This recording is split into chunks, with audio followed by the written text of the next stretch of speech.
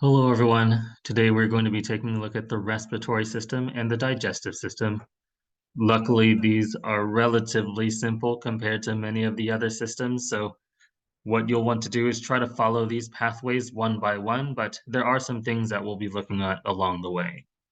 So to get started, the respiratory system is the system for breathing, meaning that this is where air is going to come into your body and then ultimately lead to where gas exchange is going to occur. So that is going to be deeper into your lungs. So let's go ahead and see how we get there. So to get started, you can see that you have a cross section or mid-sagittal cross section of the head, which is where you can see like your oral cavity as well as your nasal cavity.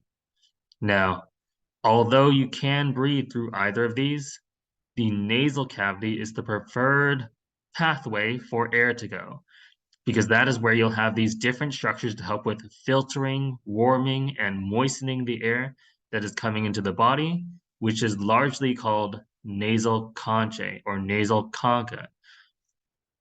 So to get started, let me go ahead and make an arrow really quickly so I can point things out. But you will see that you have two holes that lead into the nasal cavity. Those are the nares. So hold on one sec. Alrighty, so if you look closely, there are two holes. Well, you can see one hole. This is the nair or the nostril. But inside of the nasal cavity, you can see that there are these kind of curved regions that kind of protrude outward. These are called the nasal concha, or the superior, middle, and inferior nasal concha. So these are going to help with having this mucous membrane that will help with filtering, warming, and moistening the air. But as that air leads further back, you'll see that it goes into this tube back here, which is where both the respiratory and the digestive system is going to lead to. So this is what you may also know as your pharynx, which will have three different parts. The nasopharynx up here, the oropharynx down here, and then the laryngopharynx, which you can see can divide into two different parts, either the larynx or the esophagus. Now the nasopharynx, like hopefully that sounds pretty familiar too, because that's referring to the pharynx behind the nasal cavity. The oropharynx is going to be the pharynx behind the oral cavity, where you can see the teeth, the lips, and the tongue. And then down here, you can see the laryngopharynx, which is named for the larynx, which is going to be anterior along the neck. So a main thing to kind of like take note of is the boundaries between these. The soft palate is the boundary between naso and oropharynx. The epiglottis, which we'll talk about in just a sec, is the boundary between oro and laryngopharynx. Now, the esophagus, which is posterior, is going to be for digestive system or food, which we'll talk about later. But then the respiratory system is going to be the pathway for air. So let's go ahead and keep on going, where we'll then lead into the larynx. Now, this looks a little bit weird, but let me just bring it into that other view again. This is the larynx. So you can see the larynx is along the front of the neck, and there are a few parts that you actually might know of. So this is actually called the voice box, meaning that you'll have your vocal folds or vocal cords, but in our class, vocal folds, vestibular folds, and then a structure in the front of the neck called the thyroid cartilage, the epiglottis, and then the cricoid cartilage. Now, looking at this carefully, you can see that you have a few different major regions, one of which, the first of which actually, that I would suggest looking for is this big thing on the front. So in fact, let me go to the next picture, right over here. So this structure right here, this piece of cartilage on the front of the neck, is this right here. And this is called the thyroid cartilage. And if you feel the front of your neck, you can feel for a bump, which you might also know as the Adam's apple. And that specifically is right here, right at the front, called the laryngeal protuberance. So that is going to be your Adam's apple right in the front of the neck. And just to be clear, both men and women have this. It's just that for men, it's a little bit larger. So both sexes have a thyroid cartilage and a laryngeal protuberance, but for men, it's going to be larger and pointed a little bit more anteriorly. Now, what else can you see here? You can see that there's this flap on the top of the larynx. You can see that right here as well. That flap of tissue, which you can see here as well, is going to be used for covering the opening of the larynx. So basically, when you swallow food, you don't want food to go into your larynx. So when you do, it will fold down and cover the opening so that you can prevent yourself from choking. Like you don't want food to go into your respiratory system because otherwise it's going to get blocked. So the epiglottis is this flap of tissue on the top, but then along the opening of the larynx, you can see that you have these tissues that partially cover it. Those are called the vocal folds. So the vocal folds you can see are a little bit more inferior right here, but although not shown on this model, right above it, you can also see another supportive fold called the vestibular fold.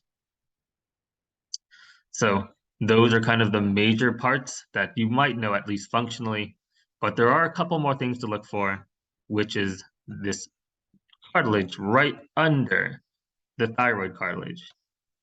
So this right here is under the thyroid cartilage. This is called the cricoid cartilage. And the cricoid cartilage you can see over here as well. Like it's a little bit different between the front and the back. So on the back, it's much larger. You can see it right there. On the front, it's a lot smaller down here. So both of those are pieces of the cricoid cartilage. So just make sure that you are aware of that because it does look different from its anterior and posterior sides. But between the two, if you notice, there is a piece of, or there's a ligament, which is going to be connecting the two. That is called the cricothyroid ligament. So thinking about the name cricothyroid, it's between the cricoid and the thyroid cartilages. Now, if you look closely, there is a chain of little pieces of cartilage, which are actually C-shapes, which are right under the cricoid cartilage or right under the larynx. This right here is called the windpipe or the trachea. So the trachea, just to be clear, you can see those pieces of cartilage on the front. If you look in the back, it's actually slightly open. Like that's because it is a C shape. It's not like a full circle, which gives it a little bit more flexibility and a little bit more, well, yeah, flexibility. So like it's still pretty structurally sound, but it is still going to be able to open and close slightly. So the whole thing is called the thyroid cartilage, or sorry, the trachea. And then each of these different pieces of cartilage are called tracheal cartilages. And then between the tracheal cartilages, you have tracheal ligaments. So looking into the larger view of the respiratory system, you can see that the trachea starts up here near like the middle of the neck, but then it goes all the way towards the center of the thorax, which is where it's going to then go behind the heart and then branch to your lungs. Now, these branches have their own names as well. Those are going to be called bronchi or bronchus for singular. But there are actually multiple different levels of bronchi, which will, at least in our class, include primary, secondary, and tertiary. So the primary bronchi are these two first branches coming off of the trachea. Here, let me make this a little bigger so we can see it a little clearly. This is the right primary bronchus and the left primary bronchus. Now notice that the primary bronchus branches again. Once again, that branch is going to be called something else, and in this case, we went from primary to secondary. So this is the right secondary bronchus and the right secondary bronchus. And then do it one more time, and you can see that the right secondary bronchus branches out to more branches, and each of these would be a right tertiary bronchus. Now, as you can see, there are more branches to that, but luckily we are not going to cover those But we are going to skip a lot of these branches until we get to the very tips right over here. That is where we'll have the bronchioles. And you can see the bronchioles over here. Like this is a blown up version of the bronchioles. And like a really good thing to look for to like know that these are bronchioles are these like grape-like sacs. These sacs are called the alveoli. This is where you're going to have gas exchange occur. You can see that you have blood vessels surrounding them. And furthermore, these blood vessels are changing colors, specifically in this case, from blue to red. So these blood vessels are starting deoxygenated, but then they pick up oxygen and become oxygenated and red in color. So the blue one is actually the pulmonary artery. The red one is the pulmonary vein because you are bringing deoxygenated blood to the lungs away from the heart. That is an artery. And then you are bringing oxygenated blood back to the heart, and this is a vein. So that brings up something that's really helpful in this case. Remember, the word pulmonary is what you'll use for anything regarding the lungs. So pulmonary artery is the blue, pulmonary vein is the red, and I know that is a little bit weird, but this is one of the exceptions that we'll have for these colors of blood vessels. But to go back to the bronchioles, notice that there are these different levels of branches. And I know that I don't usually do this, but let's work backwards to see where we find these things. So here is the alveolus, or alveoli for plural. Each of these three right here connected to the alveoli, those are called respiratory bronchioles. So respiratory bronchioles are the ones that are closest to the alveoli and are directly kind of connected to the respiratory structures. But then you have two more branches here, like what the respiratory bronchioles are coming off of would be a terminal bronchiole. Those are going to be the ends of the conducting system. And then lastly, this big one up here, that is just called a bronchiole. So bronchiole, terminal bronchiole, respiratory bronchiole. And those respiratory bronchioles will lead to the alveoli. Now, technically, there is one more thing in between these two that we cannot see. Those are called alveolar ducts. So don't worry about looking for those. Like the last bronchiole that we can see is the respiratory bronchiole. So you can see a lot of these here as well. Just make sure that you kind of follow them back again. So once again, though, alveoli, respiratory bronchiole. And in this case, the only one that we can see next is terminal bronchiole. But you can also see the pulmonary artery and the pulmonary vein. Now, we've talked about basically everything except for the one thing that you probably know, the lungs. So if you look closely, you have the lungs here, and the lungs are a little bit different between the left and right side. So this is the right lung, this is the left lung, and if you look closely, they have a different number of lobes. The right lung has 3 lobes with the upper or superior lobe, the middle lobe, and then the lower or inferior lobe. And then the left lung will have the upper lobe or superior lobe, and then the inferior lobe. So there's only 2 on the left side, but there are 3 on the right side. But dividing these lobes, you also have these different things called fissures, which both of the lungs have an oblique fissure. So this one between middle and inferior is the oblique fissure. This one between inferior and superior lobe is the oblique fissure. But only the right lung has a transverse fissure. But there is something else on the left lung that the right doesn't have. Like if you look closely, there's a depression over here called the cardiac notch. And if you know what the word cardiac means, guess what's like in this little spot? Like this is where the heart protrudes outwards a little bit to the left. So this is where the heart is going to be, near the very center of the thorax, but a little bit outward to the left. Now, what would this muscle be underneath the lungs? Like, do you remember what the big parachute muscle is that helps with breathing? This is the diaphragm. So the diaphragm is near the base of the lung, And then something else I can point out is that there is a pointed region up here called the apex of the lung. Now, I won't go over it now because we went over it previously, but make sure that you look at the blood vessels as well, because you can see like a big artery. You can see an artery coming off of it, the first one, the celiac trunk, and then you can see veins here connected too. So make sure you look at the blood vessels as well as like the respiratory structures.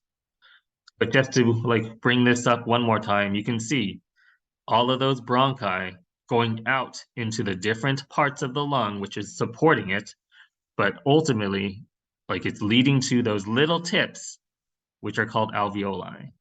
So, like all throughout the lung, you have these alveoli, these like little sacs. That is where gas exchange occurs, and that is where the air is going. So, with that said, that's about it for the respiratory system. Let's go ahead and keep on going to the digestive system.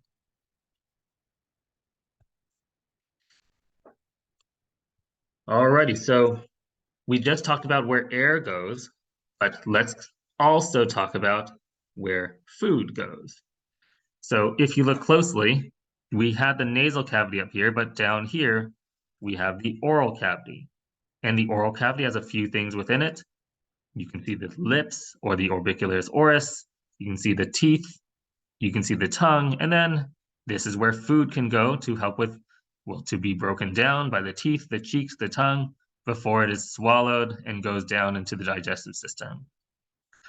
But you can also see the border between the respiratory and digestive system made up of the hard palate or the palatine process of the maxilla, and then also the soft palate, which has the uvula hanging down in the back. Now, continuing onward, you can see that the respiratory system goes like forward, but the digestive system is going to go back. So for the digestive system, you can see the oropharynx, the laryngopharynx, and then that leads down into the esophagus. Now, before we go there, though, we do have a few more things that aren't visible here in the oral cavity, which are salivary glands. So you actually have three different salivary glands, or three pairs of salivary glands, rather, to give you six total. If you look closely, this one is more anterior, which is hard to see, but it would be under the tongue. And then this one being under the mandible, this is going to be submandibular, and being under the tongue, sublingual. Now, one last one is a little bit more external along the side of the head, like right in front of the ear. This is the parotid gland. So parotid. So be careful. Like we learned carotid, but parotid, like with a P, this is the parotid gland. And then you can see connected to it is the parotid duct. Now, I know it's a little bit like weird, but you can actually feel the parotid duct if you kind of poke your tongue into the side of your cheek, feel for like a transverse or horizontal ridge, and you should be able to feel like a little ridge or bump that is going to be like in your cheek. Now, I felt that like at some point in my life, and I never knew what that was until I took anatomy. So that's the parotid duct, which is where your parotid salivary gland will lead into.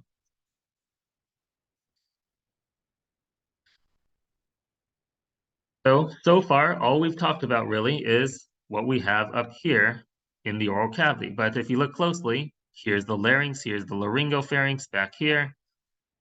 And then that leads into this long tube, which leads all the way down into the digestive system, past the respiratory system, under the diaphragm, and this is called the esophagus. So the esophagus will lead down to the stomach. And I want to be clear real quickly. The stomach isn't exactly where you call the stomach. Like if you feel like the bottom of your belly, the bottom of your abdomen, we call that the stomach when you have a stomach ache, but that is actually where your intestines are.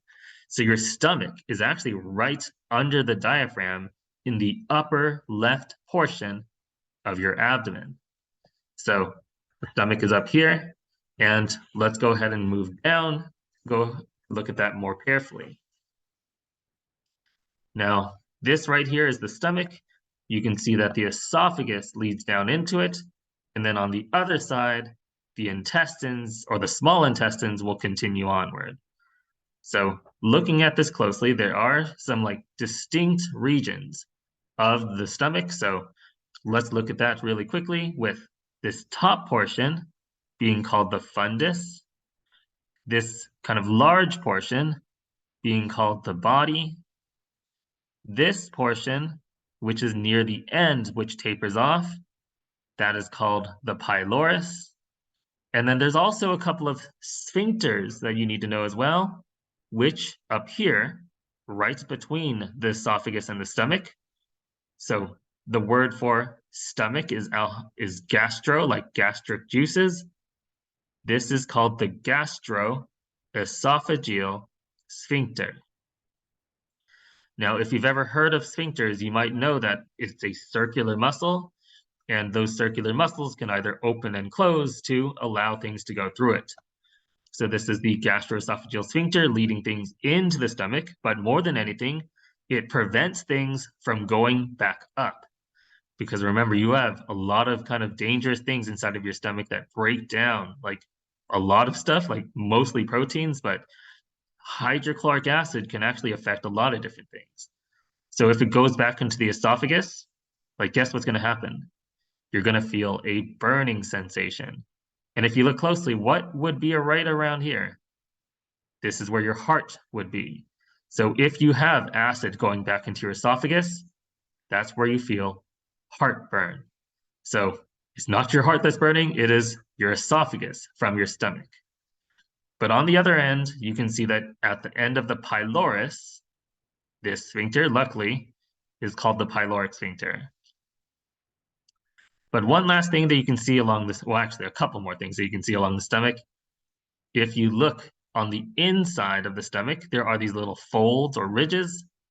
Those are rugae. And that will kind of help with allowing the stomach to compress as well as expand or stretch to allow your stomach to change shape and size. But lastly, there are two curves along the stomach, one along the top, which is smaller, one along the bottom, which is bigger. Those are the lesser and greater curvatures. So with that said, let's go on from the stomach, take a look at the small intestine, which actually has three different parts. So you can see the intestines right down here. Well, actually, hold on. I think I have a slightly better picture. Oh, maybe not. All right. So let's go ahead and take a look at the intestines, which, if you look on this picture, actually starts up here. So the intestines is going to be right after the stomach. So here's your pyloric sphincter, and then you have this part that's curved. This is called the duodenum. So the duodenum is actually a pretty short part of the small intestines, but that is going to be right here, which is just this curve. But then from that curve, it is going to then go over here to the left side of the body, right under the stomach, and that is where it will start in this region as the jejunum. So right after that curve, that's where you can find the jejunum, and that's good. You can find where the jejunum starts, but to be clear, you cannot easily find where the jejunum ends. So don't worry about like this middle region, but you do have one last part, which is right at the end of the small intestine, which is called the ileum. Now the question is, how do you know this is the ileum? You can see that the small intestine is ending when it connects right here to the large intestine, specifically the cecum. So this is the small intestine, the last part called the ileum. This part over here is the cecum.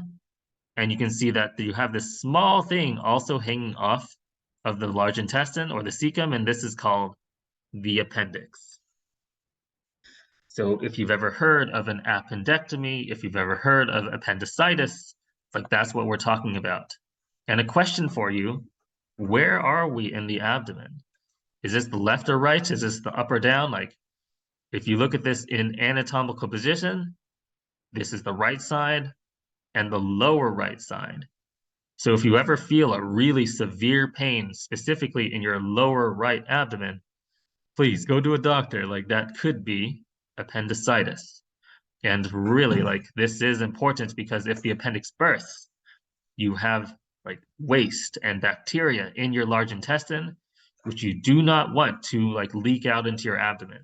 Like that is going to be very bad and actually can be fatal. So please be careful. So moving from the cecum, you can then go up the colon, which in this case is called the ascending colon. You can curve at the hepatic flexure to go across the transverse colon. You will turn again at the splenic flexure to go down the descending colon. And then as it curves medially, this is called the sigmoid colon. So the sigmoid colon is going to be right over here, which leads to the midline where you can see this straight pathway right over here. This is where poop is going to be held. This is where you're going to store poop until you're ready. This is the rectum.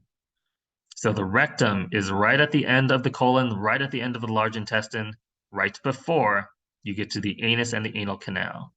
So this is the anal canal, but furthermore, what else do you see at the bottom of the anal canal? There are two muscles surrounding it, which are called sphincters, but specifically the internal anal sphincter and the external anal sphincter. And once again, those circular muscles can control what goes out or through this passageway. So while we're on a couple more pictures, I do want to point out a couple more things. So if we look at the junction between the small and large intestine, do you remember what these two parts are called? This one is called the ileum. This one is called the cecum. And between the two, you can see that there's this little kind of crease, this valve. This is called the ileocecal valve. Furthermore, what do you see along the large intestine? There's this kind of line which is going all along it. That is actually something called the tenei coli, and that is going to be a like smooth muscle helping to kind of mix, churn, and move things along the large intestine. But then if you look closely, there are also these kind of pouches along the large intestine as well, which are called haustra or haustrum for singular. And then once again, if you look closely, you have the external anal sphincter, external anal sphincter, internal anal sphincter, and the rectum. And once again, like more views, internal anal sphincter, external anal sphincter, rectum. And then from the inside, you can see the rectum and also another muscle, which you don't necessarily need to know, but this is called the pelvic floor, but it's called the levator ani or levator ani. Now, besides the actual GI tract, you do have some associated organs that we're going to look at as well, which mostly include the liver, the spleen, and the pancreas. So we actually talked about these earlier when we talked about the hepatic portal system, but let's go ahead and point out the digestive structures so that we can just make sure that everything is clear.